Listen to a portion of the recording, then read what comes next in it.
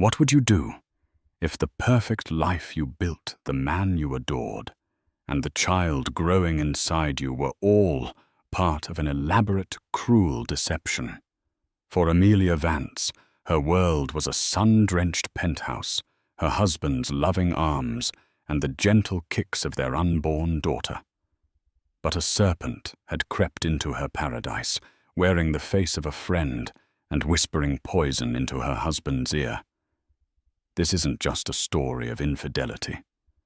This is a story of a masterful takeover, a psychological war waged against a pregnant woman and the one man, a billionaire godfather with eyes that missed nothing, who saw the truth hidden behind a flawless smile.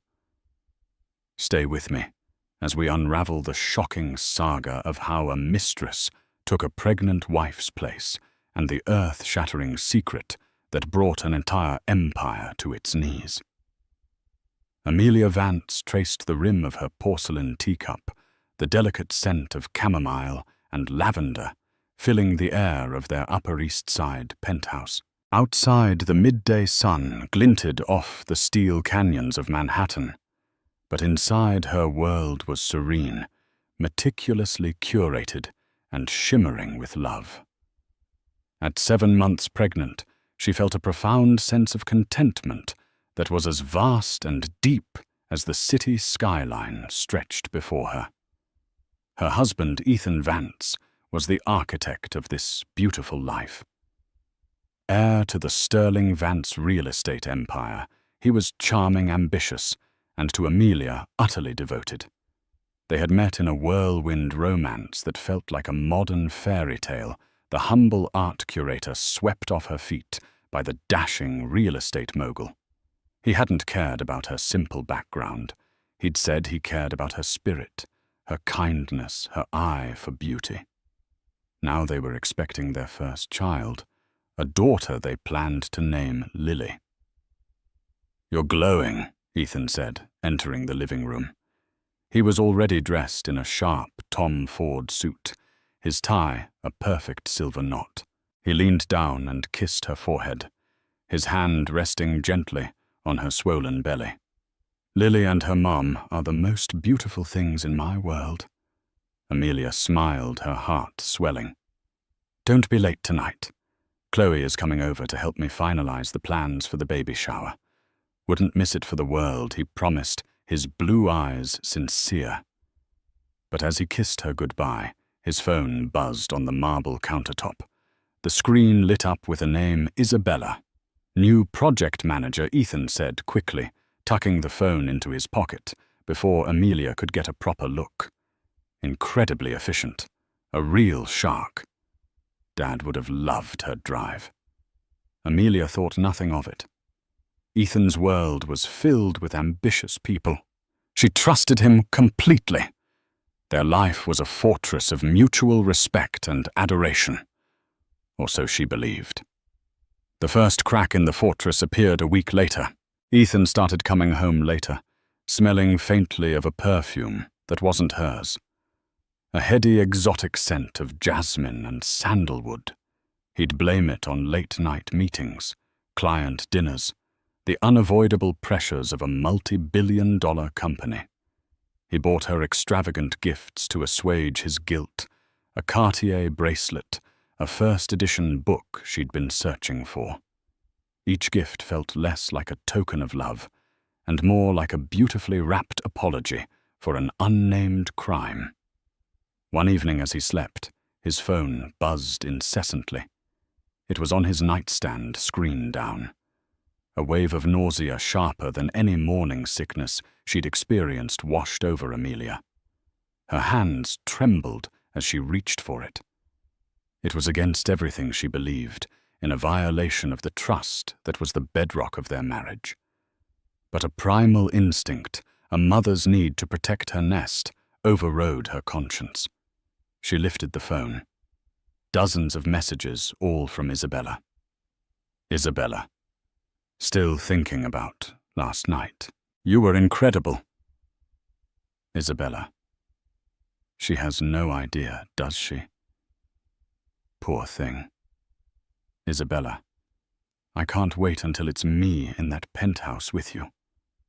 Isabella. Just a little longer. Stick to the plan. The words blurred as tears filled Amelia's eyes. The plan. It wasn't just a sordid affair. It was something calculated. Cold. The air was sucked from her lungs. The baby inside her gave a sudden sharp kick, as if sensing her mother's distress. Her perfect world, her gilded cage, had just shattered. She placed the phone back exactly as she'd found it, her mind racing. Confronting him now, armed with only a few texts, would be a mistake. He would lie, deny, and turn it around on her. No, she had to be smart. She was fighting for more than just her marriage now. She was fighting for her child's future. She needed to know who Isabella was. She needed to understand the plan, and as she lay back down next to the man, she now realized was a stranger. Amelia felt a cold, hard resolve crystallize in her heart. The fairy tale was over. The war had just begun. Amelia decided her baby shower would be the perfect hunting ground. Ethan had insisted on inviting his key team members, arguing it was good for morale and showed his commitment to a family-work balance. He framed it as a celebration of them, a way to include his professional life in their personal joy. Amelia, now armed with her terrible knowledge, knew better. It was an excuse to bring Isabella into their home, into her sanctuary. She agreed, her voice sweet as honey, while her mind was sharp as a shard of glass. The day of the shower arrived, a perfect sun-drenched Saturday. The penthouse was a vision of white roses and blush-pink balloons. Her best friend Chloe had outdone herself.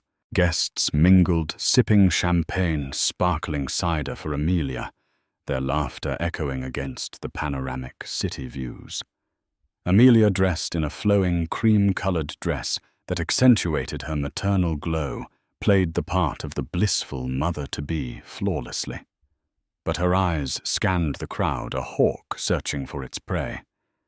And then she saw her. Isabella was even more stunning than Amelia had imagined.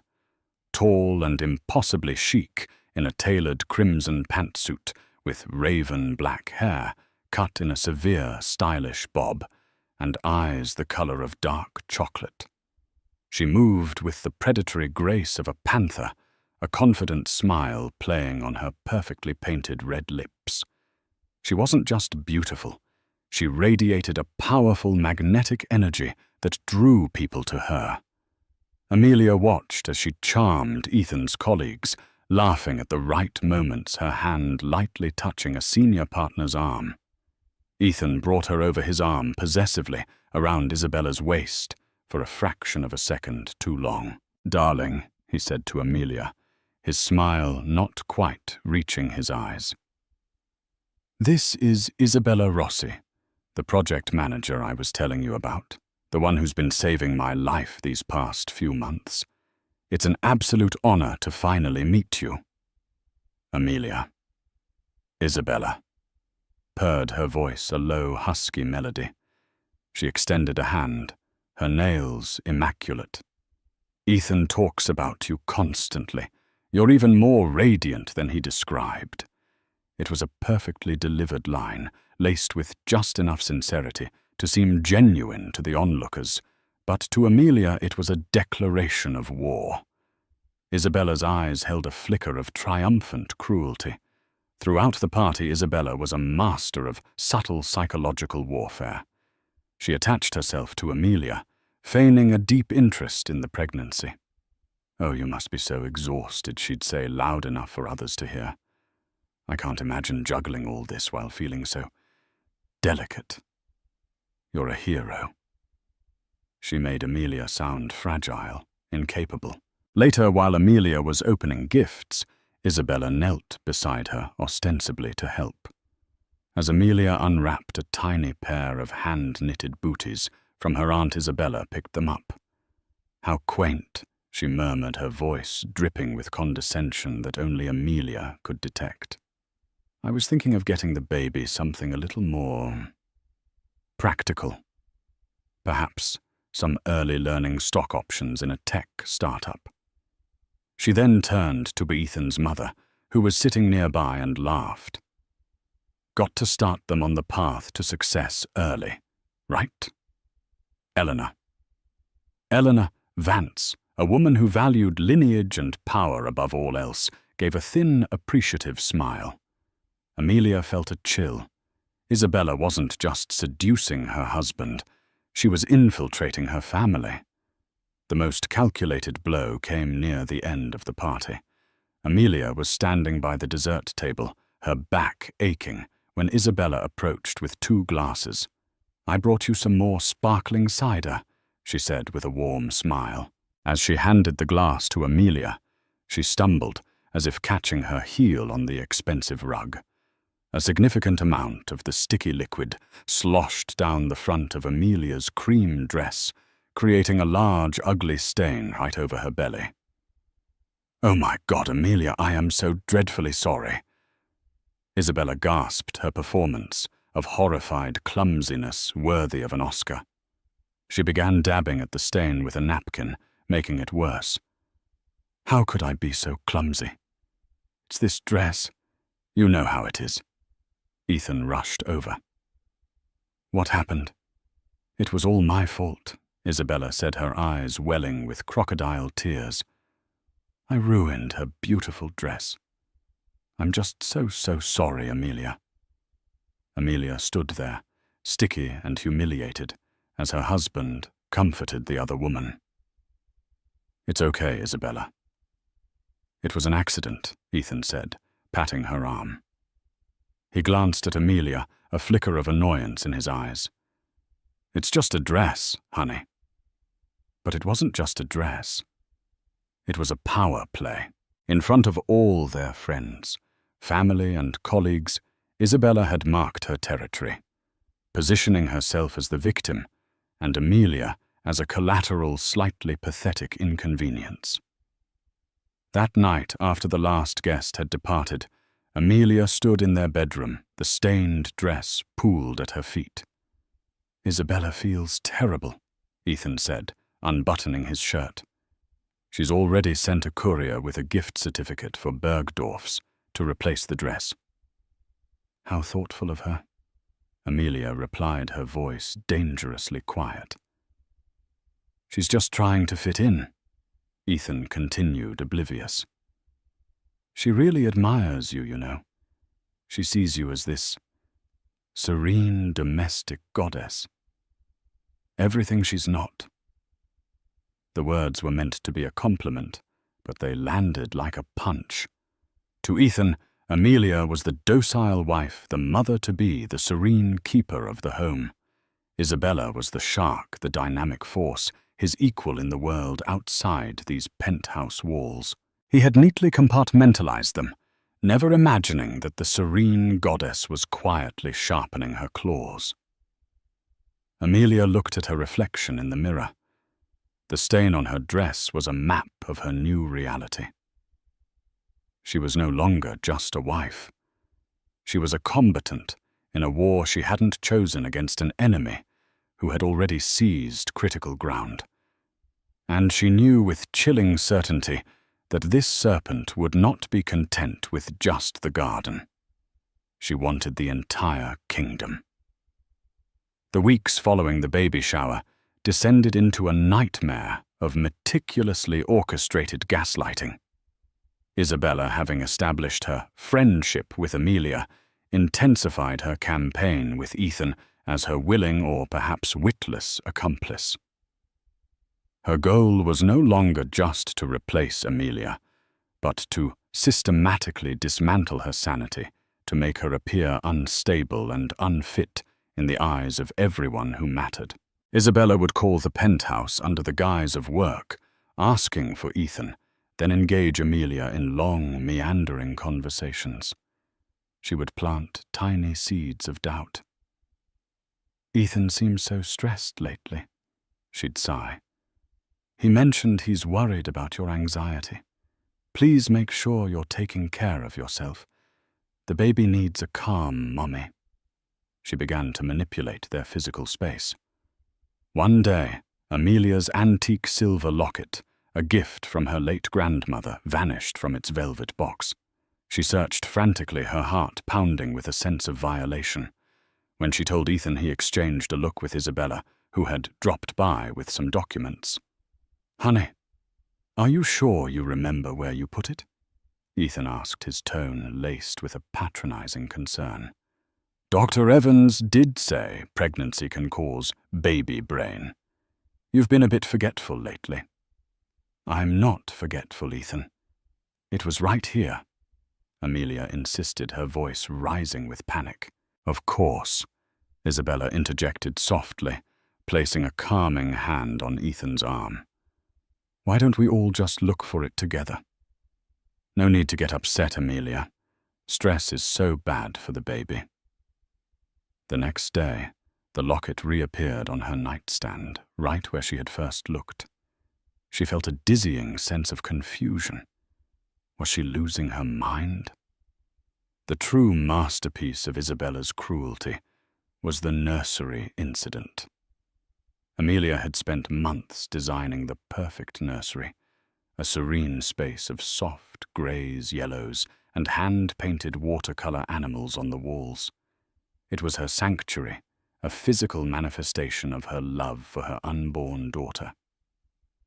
One afternoon, she walked into the nursery to find a gallon of dark grey paint spilled across the pristine white carpet and splattered up the wall, obliterating a family of giraffes she had painstakingly painted.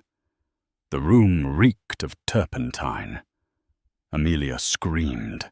It was a raw, primal sound of anguish. Ethan and Isabella, who had just arrived home together from a meeting, rushed in. Isabella gasped, her hand flying to her mouth. "Oh, Amelia, what happened?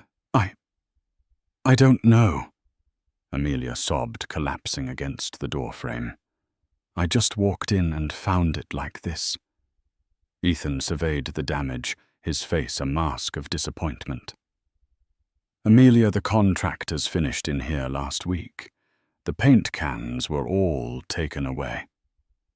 Where did this even come from?" "I don't know," she cried, her mind reeling. Later that evening, after the cleaning crew had left, Ethan sat her down on the sofa. Isabella was there too, perched on an armchair, like a concerned family friend. "Isabella told me something." Ethan began, his voice heavy. "She said she saw you coming out of the storage closet on the service floor this morning, the one where the building keeps leftover maintenance supplies." Amelia stared at him dumbfounded. "What, I haven't been down there in months. She said you looked distracted, upset," Ethan pressed on. "Amelia, are you unhappy about the baby? Are you scared? Is this some kind of cry for help? Did you do this?" The accusation hung in the air, so monstrous, so utterly unbelievable, that Amelia couldn't breathe. She looked from her husband's accusing face to Isabella's, which was a perfect portrait of feigned sorrow and sympathy. Isabella had done this. She had snuck in, destroyed the nursery, and framed her. "You believe her over me," Amelia whispered, her voice cracking. "Ethan, look at me. She is lying. She is trying to destroy us." "Amelia, you're being hysterical," Ethan said, his voice hardening. "Isabella has been nothing but supportive. You've been erratic, emotional, paranoid. First the locket, now this. I think we need to call Dr. Evans. I'm worried about you. I'm worried about what you might do next." That was the moment Amelia's heart finally broke. It wasn't just the affair. It was this. He had allowed this viper to poison his mind so completely that he now saw his pregnant wife as a hysterical, unhinged threat. The fight that followed was apocalyptic. All of Amelia's pent-up fear, suspicion, and grief erupted. She screamed. She cried.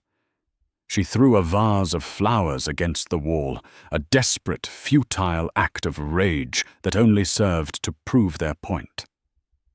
In the end, Ethan stood before her, his face cold and resolute. "I can't do this anymore, Amelia. I can't have this chaos around me, around the baby. It's not safe. I think you need to leave. Just for a while. Until you're feeling more like yourself." Isabella stood behind him, her expression one of deep, tragic regret. But as Ethan turned to console her, Amelia saw it a fleeting, triumphant smirk that twisted her lips for just a second. "Leave." Amelia choked out her hand protectively on her belly. "This is my home. This is our baby's home." "It's not a home anymore. It's a war zone," he said. "I'll have your things sent to your friend Chloe's. I'll take care of all your expenses. You won't have to worry about a thing. Just get help." He was casting her out. His pregnant wife. He was throwing her away, based on the lies of a woman he barely knew. As the reality of his betrayal settled in cold and heavy as a tombstone, Amelia stopped crying. An eerie calm washed over her. She walked to the bedroom, packed a single overnight bag, and didn't look back. As she waited for the elevator in the private hall, she could hear Isabella's soft, comforting voice cooing at Ethan from inside the apartment. The serpent hadn't just taken her husband. She had taken her home, her reputation, her entire life. She had won. For now. The fluorescent lights of Chloe's spare bedroom seemed to mock Amelia. For 3 days she had barely moved, a prisoner of grief adrift in a sea of betrayal. Chloe, a fiercely loyal friend and a pragmatic lawyer, had tried to rouse her into action, talking of divorce filings and asset division. But Amelia's spirit was shattered. She had lost not just her husband and her home, but her very sense of reality. They had made her believe she was crazy, and a part of her still wondered if they were right. On the 4th day, her phone rang. It was an unknown number, but the caller ID read Blackwood Industries. Her heart skipped a beat. Alistair Blackwood had been her late father-in-law's best friend and the co-founder of Sterling Vance.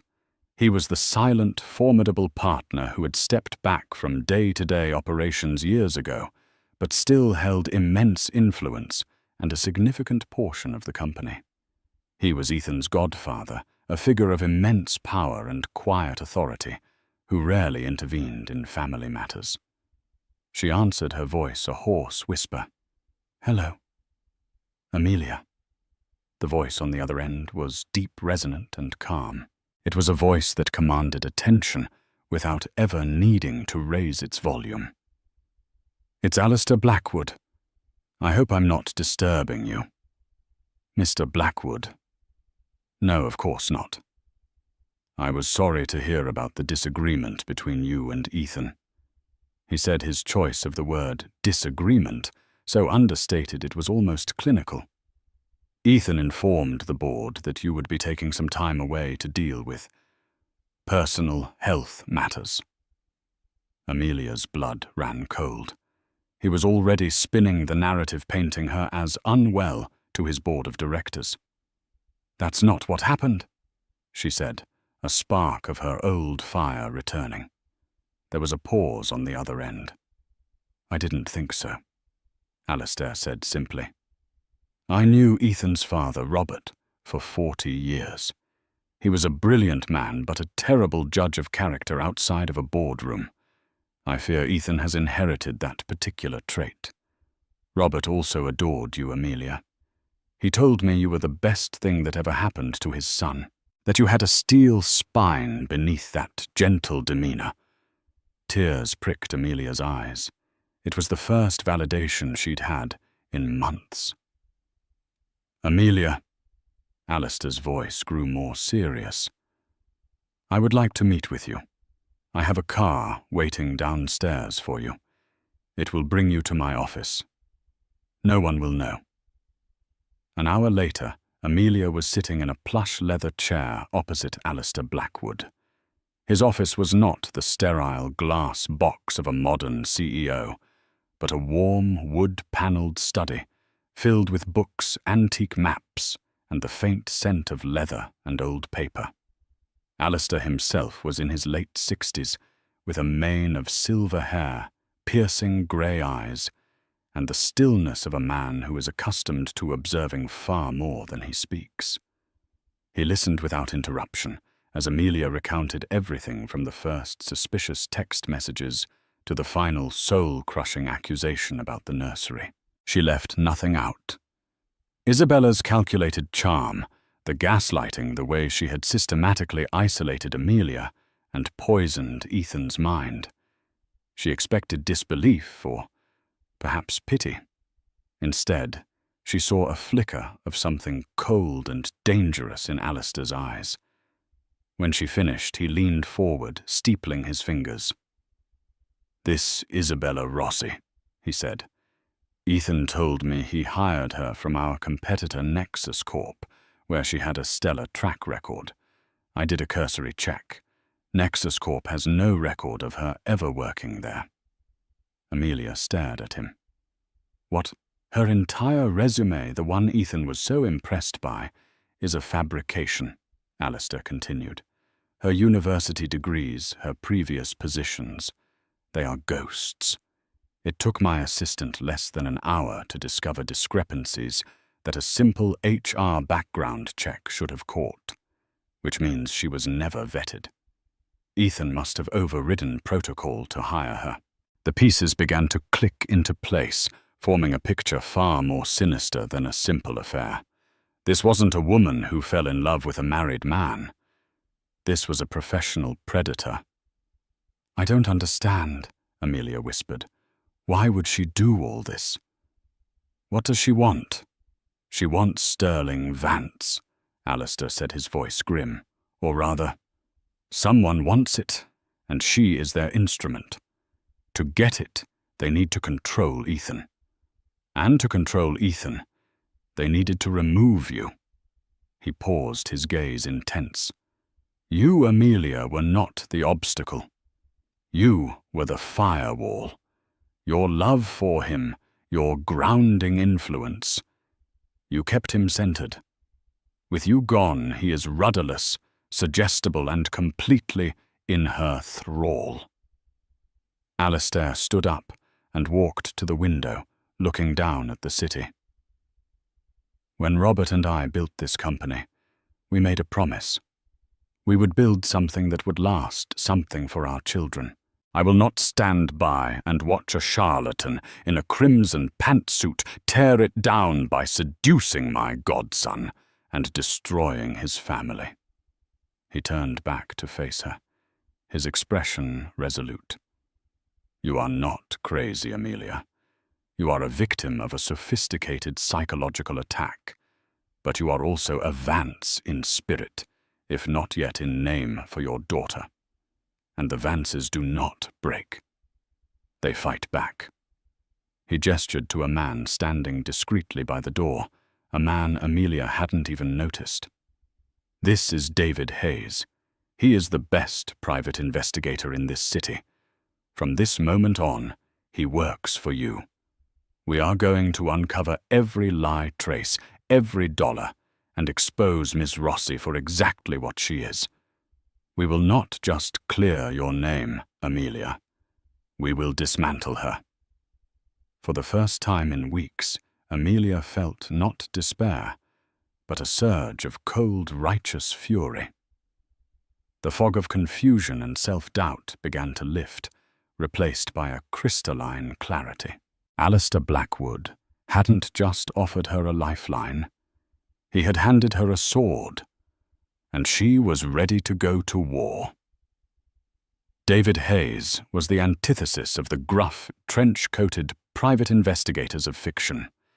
He was a slight, impeccably dressed man in his 40s, with a quiet demeanor and eyes that seemed to absorb every detail of his surroundings. He operated not with brute force, but with the surgical precision of a data surgeon. Under the infinite resources of Alistair Blackwood, he began to meticulously unspool Isabella Rossi's fabricated life. His first discovery was financial. Isabella had systematically been siphoning money from Ethan. It wasn't crude theft, but a sophisticated scheme. She had convinced Ethan to invest in a series of exclusive high-yield, offshore tech funds. The paperwork was flawless, the prospectuses glossy and convincing. In reality, they were shell corporations, intricate funnels that led directly to a series of anonymous bank accounts in the Cayman Islands and Switzerland. In 3 months, she had diverted over $15 million of Ethan's personal fortune. "She's not just bleeding him dry," David explained to Amelia and Alistair in a subsequent meeting, laying out a complex flowchart on the polished boardroom table. "She's liquidating his personal assets at an alarming rate.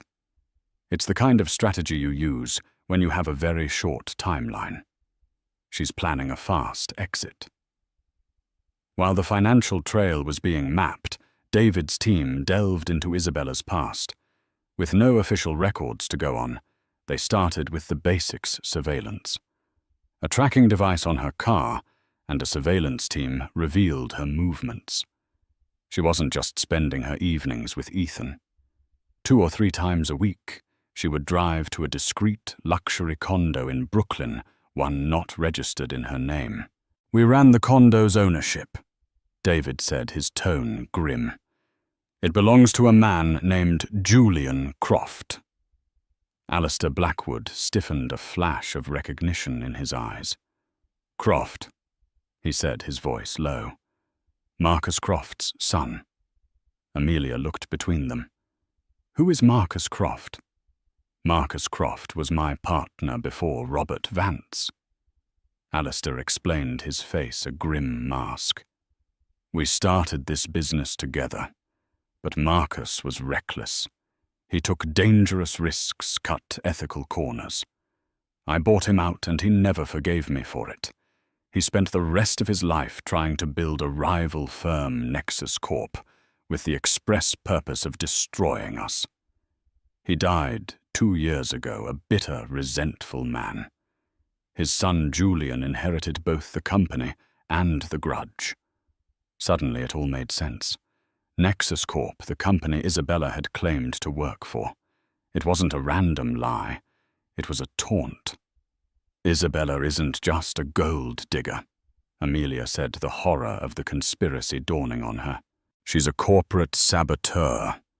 She's working for Julian Croft." "Precisely," David confirmed. "She's the weapon. Croft is the man pulling the trigger. Their plan is twofold. First, bankrupt Ethan personally. Second, get him to make a series of disastrous business decisions that will tank Sterling Vance's stock price.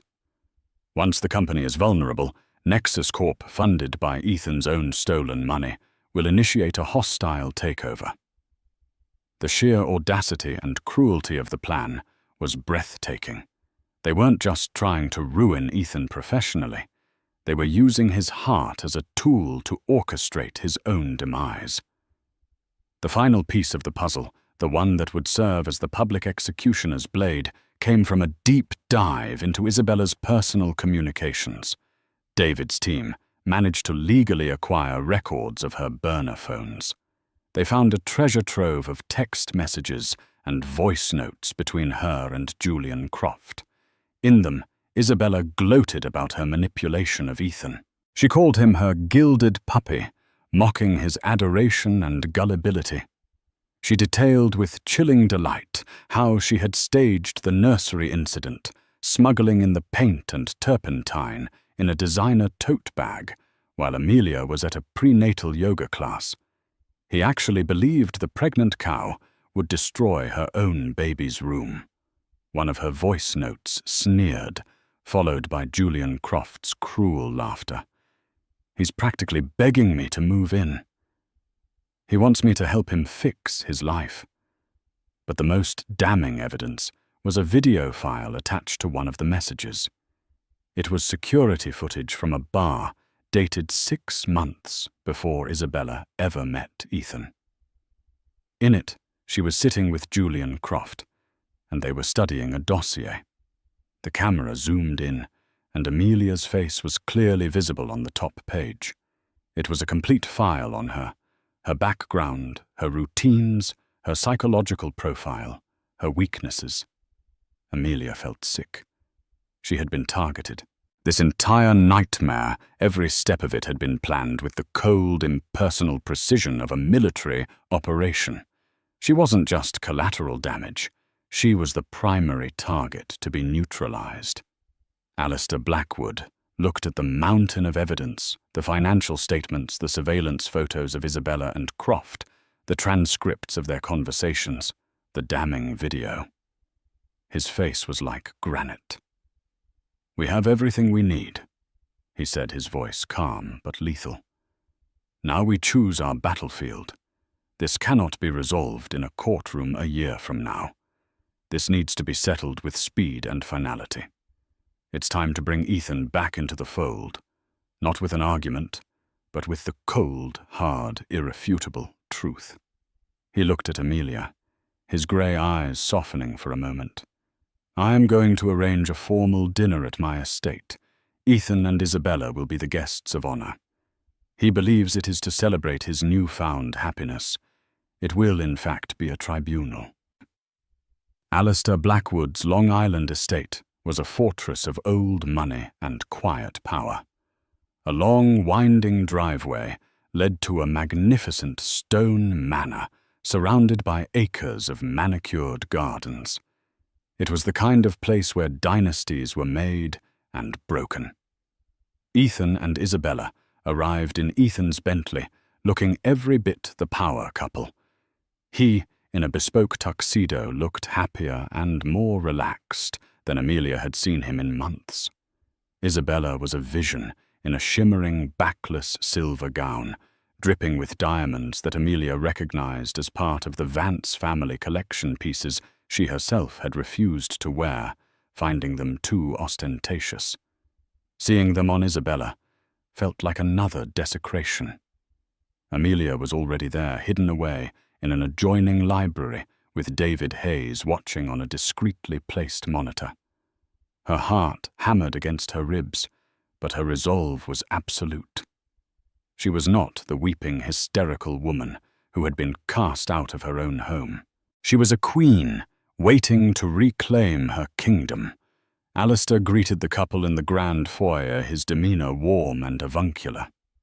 "Ethan, my boy, and this must be the brilliant Isabella. I have heard so much about you." "The pleasure is all mine, Mr. Blackwood," Isabella said, her voice smooth as silk. "Ethan holds you in the highest regard." They were led into the formal dining room, a cavernous space with a 20-foot ceiling, a roaring fireplace, and a long mahogany table set for 3. The atmosphere was intimate, yet overwhelmingly formal. They made it through the soup and the fish course with pleasantries. Alistair expertly steered the conversation, asking about Isabella's fictional career, praising Ethan's recent disastrous business moves, lulling them into a false sense of security.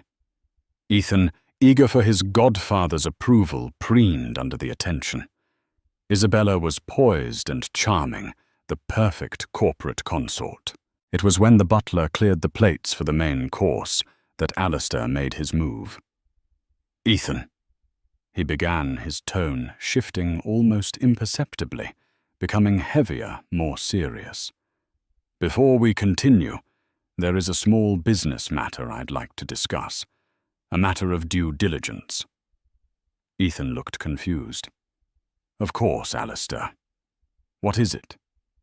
Alistair nodded to an unseen person, and a large screen descended from the ceiling on the far wall. "It concerns your new star project manager," he said, his eyes locking onto Isabella. Her smile faltered for the first time. The screen flickered to life. The first image was a side-by-side comparison of Isabella's resume and a list of confirmations. Nexus Corp, no record of employment. Stanford University, no record of attendance. Ethan stared, his brow furrowed. Alistair, what is this? Some kind of clerical error. There is no error, Alistair said calmly.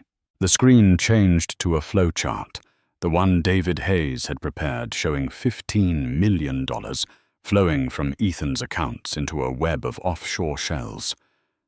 This, however, is grand larceny. Ethan's face went pale. That's not possible. Those are my investments. Isabella vetted them. Oh, she vetted them all right, Alistair said, his voice dripping with ice. The screen changed again this time to a surveillance photo of Isabella kissing a man outside a Brooklyn condo. A man I'm sure you recognize, Ethan. Julian Croft. Ethan shot to his feet. Croft?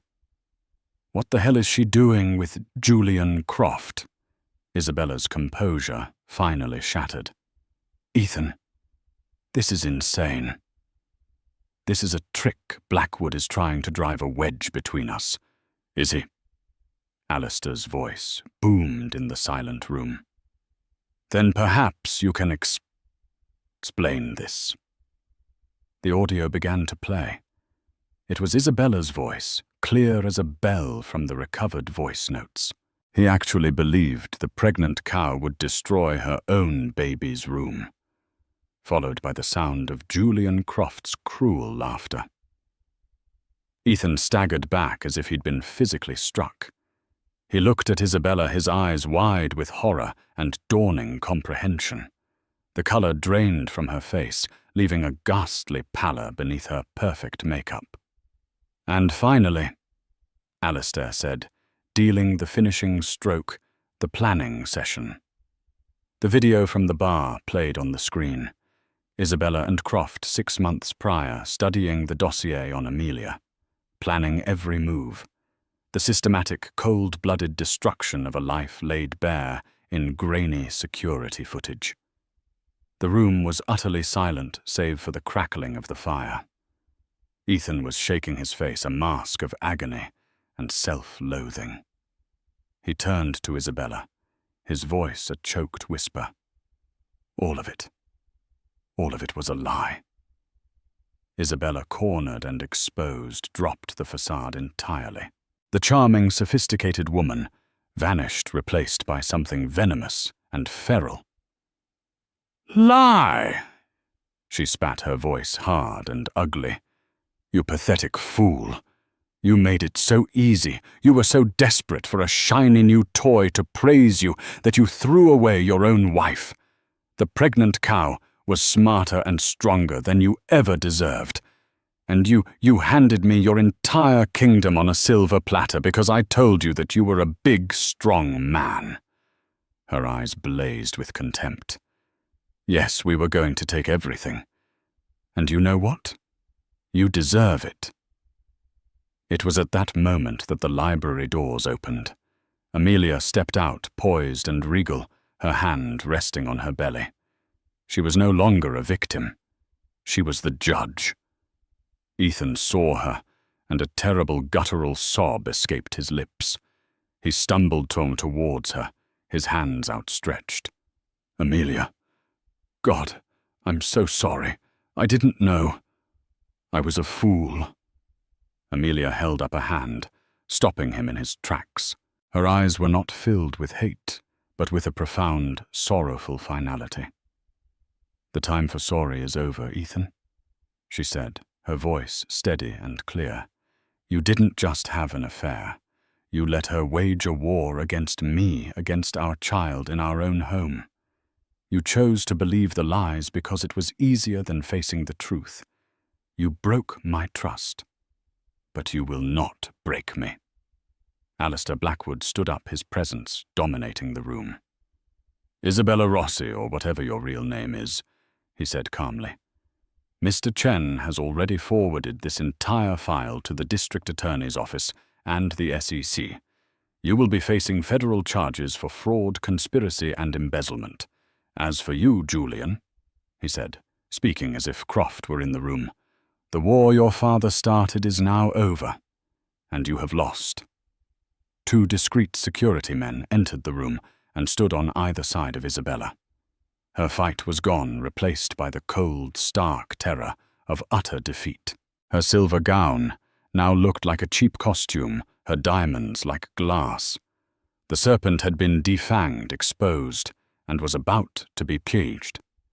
The aftermath was not a story of joyful reunion, but one of quiet, painful reconstruction. Isabella Rossi and Julian Croft were arrested the next day. The scandal that erupted was immense, shaking the foundations of New York's real estate world. The story of the corporate conspiracy, the ruthless Mistress, and the billionaire Godfather's intervention became the stuff of legend. But for Amelia, the headlines were just noise. Her world was focused on the new life she was about to bring into the world. Ethan, shattered and publicly humiliated, tried desperately to win her back. He sent endless bouquets of flowers, wrote long, rambling letters filled with self-flagellation and pleas for forgiveness. He liquidated the accounts Isabella hadn't managed to drain, and put the money in a trust for their unborn daughter, an act of penance that felt both monumental and insignificant. He begged to be in the delivery room. Amelia, after much soul-searching and a long conversation with Alistair, agreed, not for Ethan and not for the memory of their marriage, but for Lily. She wanted her daughter to know that on the day she was born, both her parents were there united, if only for that moment in their love for her. Lily.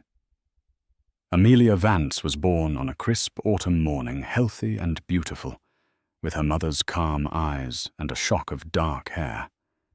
In the sterile, quiet hospital room, holding his daughter for the first time, Ethan finally broke.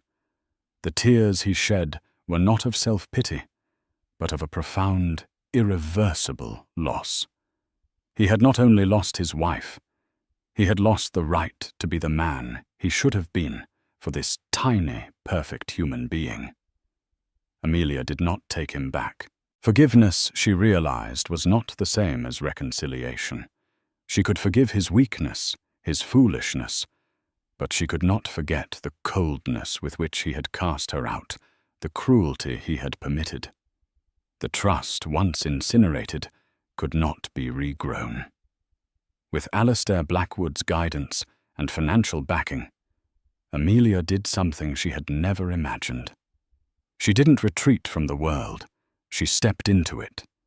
She established the Lily Foundation, a charitable organization dedicated to providing legal and psychological support for women who were victims of domestic gaslighting and emotional abuse. Her story, which she eventually shared on her own terms, became a beacon of hope for countless women who had been made to feel crazy and powerless. She moved out of the city, buying a beautiful home in the countryside, a place with a garden where Lily could run and play. It was a life built not on the glittering, hollow promises of a penthouse skyline, but on the solid ground of her own strength and purpose. Ethan began the long, arduous process of rebuilding himself. Under Alistair's watchful eye, he stabilized Sterling Vance and purged it of anyone who had been complicit in Isabella's rise. He saw his daughter every weekend. He was a doting, attentive father, and Amelia ensured their relationship was a healthy one. He was earning his place in Lily's life one Saturday afternoon, in the park at a time. Perhaps one day he would earn Amelia's friendship, but both knew the romance was a chapter that was closed forever. One sunny afternoon, as Amelia sat on a blanket watching a 2-year-old Lily chase butterflies in their garden, Alistair came to visit. He looked at the scene, a picture of peace and resilience, and smiled. "Robert always said you were made of something stronger than the rest of us," he said, sitting down beside her. Amelia watched her daughter, a symbol of a new beginning, a life that had blossomed from the ashes of a great betrayal. "He was wrong," she replied, a gentle smile on her face. "I wasn't born strong. I was made strong. I had to build a new foundation, one that no one could ever shake." And in the quiet peace of her own garden, surrounded by love that was real and a life that was truly hers, Amelia knew she was finally home. 4 years had passed. The sharp edges of betrayal had softened into a scar, a permanent reminder of a past life, but no longer an open wound. Amelia's world was now painted in the vibrant colors of childhood. It was the bright yellow of the sunflowers that towered over her daughter in the garden, the blue of the summer sky above their country home, and the kaleidoscope of emotions that came with raising a bright, inquisitive little girl. Lily was the center of her universe, a universe Amelia had painstakingly built on a foundation of peace, integrity, and unconditional love. The co-parenting relationship with Ethan had evolved into something surprisingly steady. The fire of their past romance was long extinguished, but in its place was the warm, respectful glow of a shared purpose. He was a constant, devoted presence in Lily's life. He had spent the years not just rebuilding his company, but rebuilding himself. He went to therapy, owned his mistakes with a humility Amelia never thought possible, and treated her with a deferential respect that bordered on reverence. He knew the gift he had been given, not a second chance with her, but the chance to be a father to their daughter, and he never ever took it for granted. Today was Lily's 4th birthday. The garden was filled with the laughter of small children, the scent of cut grass, and the sweet promise of cake. Amelia, dressed in a simple linen sundress, watched as Ethan's sleeves rolled up, knelt to Lily's level, helping her unwrap a ridiculously large present. He caught Amelia's eye over their daughter's head and gave her a small, genuine smile, a smile of shared joy free from the ghosts of their past. For a fleeting moment, it felt perfect. But echoes have a way of returning when you least expect them. The first tremor came a week later, not as a dramatic confrontation, but as a sterile, cream-colored envelope delivered by a courier. It was from a law firm Amelia didn't recognize. Inside, the language was dense and legalese, but the intent was as clear and venomous as a snake's bite. Isabella Rossi, from the confines of a federal prison, was filing a civil suit against the Vance estate, Alistair Blackwood, and Amelia personally. The grounds were defamation, emotional distress, and a new monstrous allegation. The lawsuit claimed that Isabella's character had been assassinated and that crucial personal information had been omitted from the tribunal that had exposed her. Attached was a sworn affidavit from a former disgruntled Sterling Vance employee, a man fired for embezzlement a year prior, claiming he had knowledge of Amelia having a close personal relationship with another man during the final months of her marriage. The suit didn't dare to question Lily's paternity directly. That would be too easy to disprove with a DNA test. Instead, it did something far more insidious. It aimed to rewrite history. It was a calculated attempt to muddy the waters, to paint Amelia not as the victim, but as a fellow adulterer, thereby mitigating Isabella's own crimes in the court of public opinion. It was a desperate, spiteful lashing out from a caged animal designed not to win, but to wound. Amelia's first call was to Alistair. His reaction was swift and dismissive. "Trash, Amelia. A nuisance suit. We will have it thrown out before it ever sees a courtroom. Do not give it a moment of your thought." But her second call was to Ethan, a call she made with a knot of old fear tightening in her stomach. She needed to tell him before the tabloids inevitably got wind of it. She read him the core of the allegation over the phone, her voice tight but controlled. There was a long silence on the other end. For a terrifying second, the new foundation of trust she had built with him felt like it was turning to sand. The old Ethan, the weak, suggestible man from her past, would have allowed a sliver of doubt to creep in. But it was a new Ethan who answered. His voice, when it came, was not filled with suspicion, but with a cold, quiet rage she hadn't heard in years. "She's trying to poison us again," he said, the words clipped and sharp. "She can't stand that we're happy that Lily is happy. She wants to burn down the life you've built." He took a deep breath. "I'm on my way. We will handle this together. Her lawyers, my lawyers, a united front. This time, there is no wedge to drive between us. There is only granite." When he arrived an hour later, the look on his face was one of grim determination. They sat in Amelia's sunlit kitchen, the same room where she had hosted Lily's birthday party just days before, and mapped out a strategy with Alistair on speakerphone. David Hayes was immediately brought back on retainer. Within 48 hours, he had completely dismantled the evidence. The disgruntled ex-employee confessed he'd been paid $10,000 wired from an account belonging to Isabella's sister in exchange for his false testimony. The story was a complete fabrication, but they all knew that in the modern world, the truth often runs a distant second to a sensational headline. And just as they feared, a notorious online gossip portal broke the story, splashing a flattering picture of Isabella next to a grainy, out-of-context photo of Amelia talking to a male parent at Lily's preschool. The headline was sleazy and designed for maximum damage. "Vance Empire Scandal. Jailed Mistress claims wife had her own secrets." The echo of the old nightmare was deafening. The feeling of being watched, judged, and publicly dissected returned with a vengeance. But this time Amelia was not alone.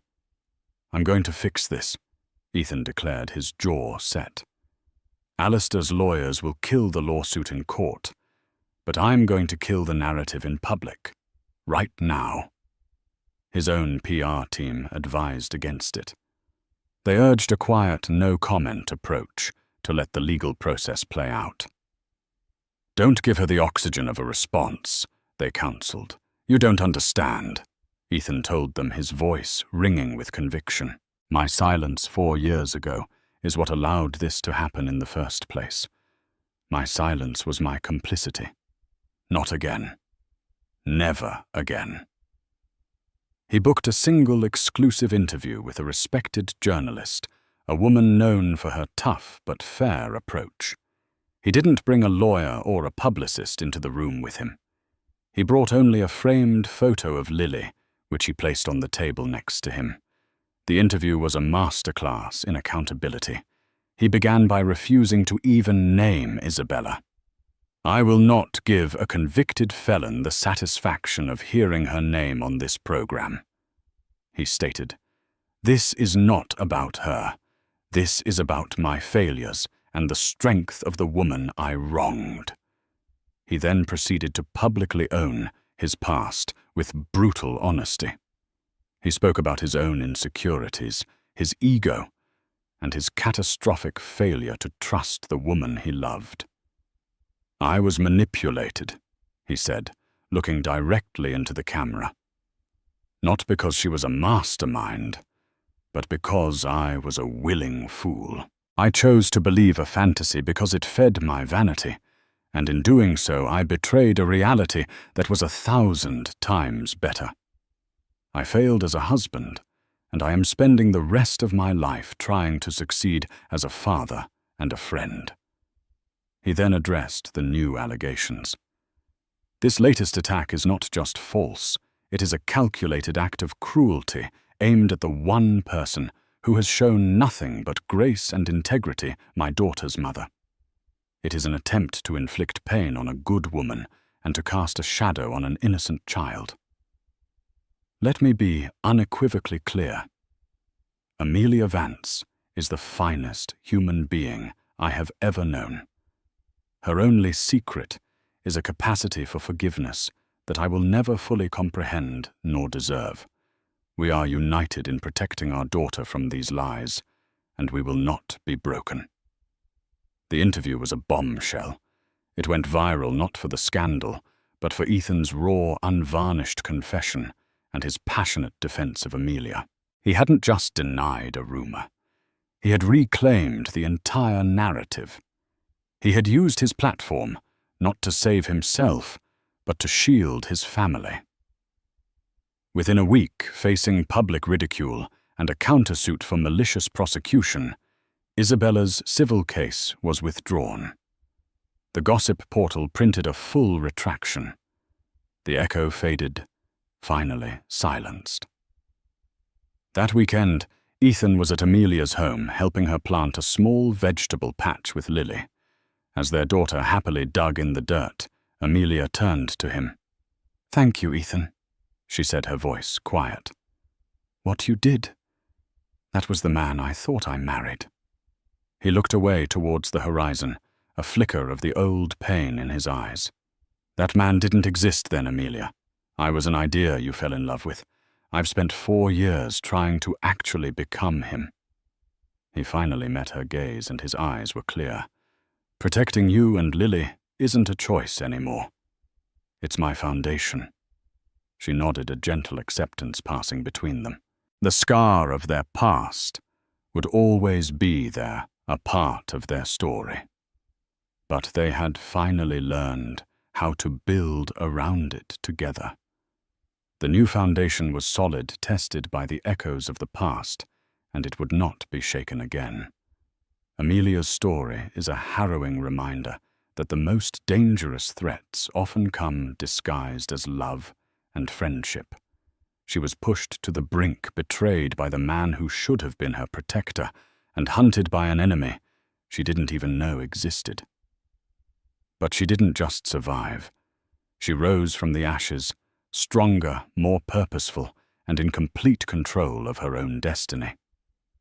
Her journey from a gilded cage to a life of true freedom shows the incredible power of resilience, the importance of a loyal ally, and the ultimate triumph of truth over deception.